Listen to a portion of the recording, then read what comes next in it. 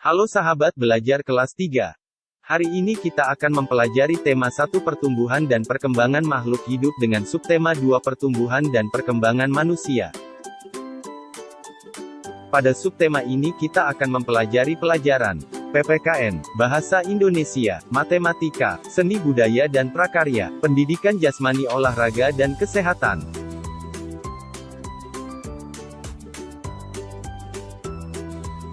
Untuk mata pelajaran PPKN kita akan belajar tentang sila kedua Pancasila menghargai perbedaan suku dan agama.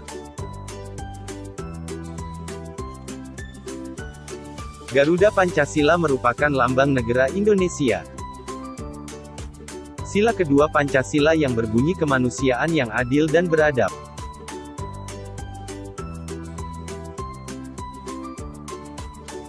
Lambang sila kedua adalah rantai.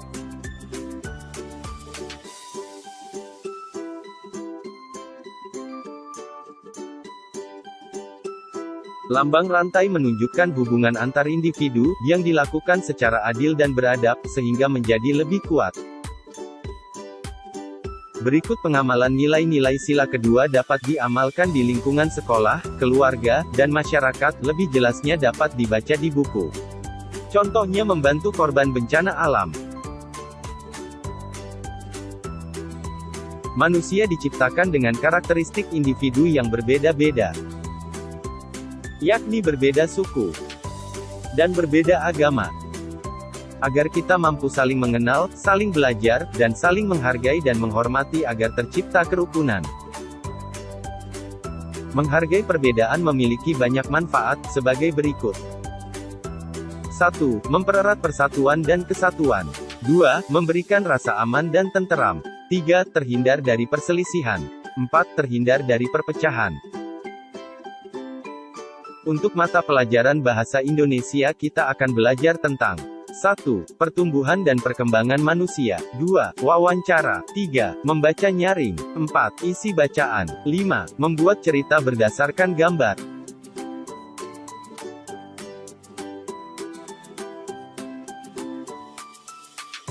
Pertumbuhan pada manusia biasanya ditandai dengan pertambahan tinggi, besar, dan berat.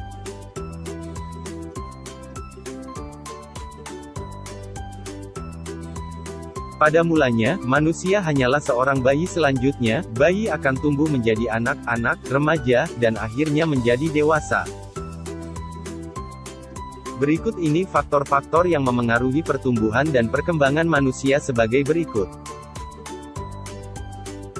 1. Makanan bergizi seimbang. 2. Kesehatan. 3. Rekreasi, istirahat, dan olahraga.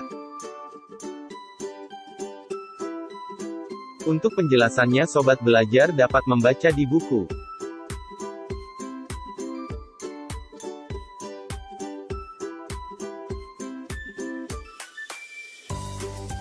Wawancara adalah percakapan antara dua orang atau lebih dilakukan oleh untuk mendapatkan informasi tentang suatu hal.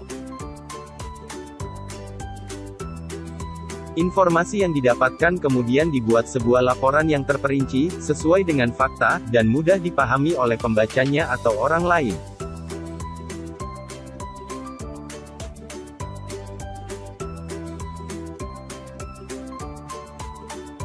Isi sebuah bacaan dapat diketahui dari ide pokok tiap paragraf penyusunnya. Untuk menentukan isi bacaan, dibutuhkan ketelitian dalam membaca seluruh paragraf. Dan kita dapat berbagi informasi tersebut dengan membaca nyaring. Saat membaca nyaring, kita harus memperhatikan ketepatan lafal dan intonasi. Sebuah cerita menarik dapat dibuat berdasarkan gambar, dengan caranya. Pertama, kita harus mengamati kegiatan pada gambar. Selanjutnya, kita dapat membuat kalimat yang sesuai dengan gambar.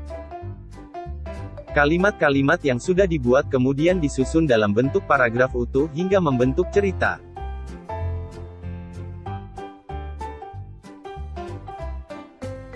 Pada mata pelajaran matematika ini kita akan belajar tentang penjumlahan dan pengurangan angka ribuan.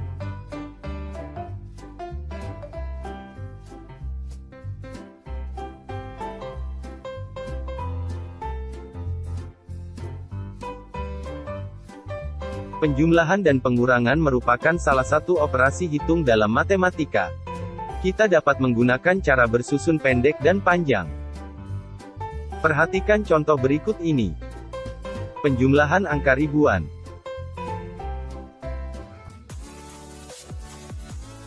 Contoh soal berikut ini. 4, 4, 3, 5 dijumlah dengan 2, 2, 4, 6. Terdapat dua cara penyelesaiannya, yaitu A. Cara bersusun panjang. 4435 sama dengan 4000 plus 400 plus 30 plus 5. 2246 sama dengan 2000 plus 200 plus 40 plus 6. Dijumlah hasilnya adalah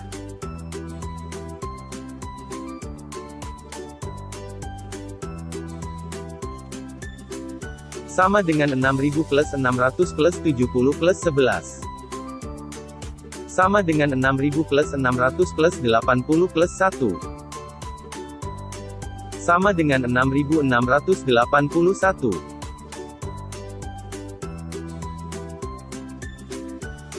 B. Cara bersusun pendek. 4, 4, 3, 5. Dijumlah dengan 2, 2, 4, 6.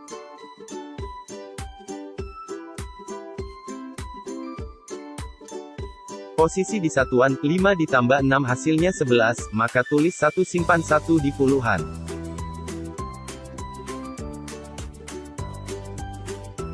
Posisi di puluhan, 1 simpanan ditambah 3 ditambah 4 hasilnya 8, maka tulis 8.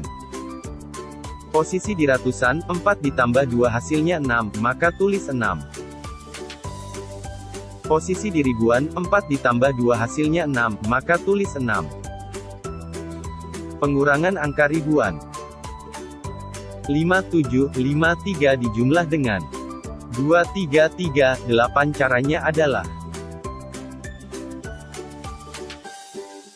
kondisi 3 tidak dapat dikurangi 8, maka 3 meminjam 10 dari 50 di depannya.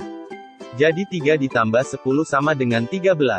Lalu 13 dikurangi 8 hasilnya 5. 5 dipinjam 1 sama dengan 4. Maka 4 dikurangi 3 hasilnya 1. 7 dikurangi 3 hasilnya 4. 5 dikurangi 2 hasilnya 3. Untuk mata pelajaran seni budaya dan prakarya kita akan belajar tentang gerakan tari lemah dan kuat. Ada bermacam-macam gerak pada tari, meliputi gerakan kepala, badan, tangan, dan kaki. Berdasarkan banyak dan sedikitnya tenaga yang digunakan, gerak dibedakan menjadi dua, yaitu 1. Gerak dengan tenaga lemah, ringan. Adalah gerak yang dibawakan dengan pelan dan lemah lembut. 2. Gerak dengan tenaga kuat. Adalah gerak yang dilakukan dengan tenaga yang kuat. Anggota tubuh yang dapat digerakkan, yaitu kepala, tangan, dan kaki. Contoh gerak kepala adalah menoleh, mengangguk, dan menggeleng.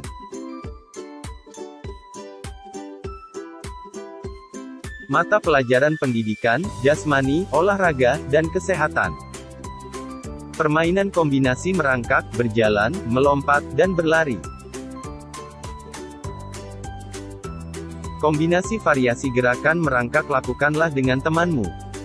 Caranya adalah, bersiaplah berjalan merangkak mulai garis start. Setelah diberi aba-aba oleh gurumu, merangkaklah dari garis start sampai garis finish. Setelah sampai garis finish, kembalilah ke garis start dengan cara berlari. Siswa yang paling cepat sampai di garis start adalah pemenangnya. Permainan kombinasi berjalan, melompat, dan berlari dilakukan secara kelompok. Tiap kelompok terdiri dari 4-5 orang anak. Anggota kelompok di barisan pertama berjalan pelan kemudian melompat ke arah lubang ban pertama sampai di ban terakhir, kemudian kembali ke garis start. Kelompok yang paling cepat menyelesaikannya keluar sebagai pemenangnya.